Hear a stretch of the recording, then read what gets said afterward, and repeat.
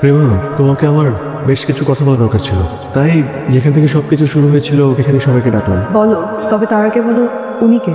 তুমি বলনি এখনো কাউকে? না, এখনো বলা হয়নি। ও শুনি, আমার বিবাহিত স্ত্রী প্রেমা, আমি তোমার উপর চিট করেছি। আমি বিদেশে চলে যাওয়ার পর কোনো একটা রিজনে ইউনিভার্সিটি থেকে আমার স্কলারশিপটা ক্যান্সেল করে, তাই আমি ওকে বিয়ে করি।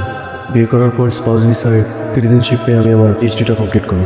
আমি জানি কিছু ভুলের কখনো মাফ হয় না, কিন্তু তারপর যদি তুমি কখনো পারো ওকে মাফ করে দিও। জানো কি, পৃথিবীতে বেঁচে থাকা অনেক মানুষ আছে যাদের জীবনে কেউ না কেউ বেঁচে থেকেও মরে গিয়েছে। আজকে থেকে ঠিক তুমিও আমার জীবনের মৃত রুমেল।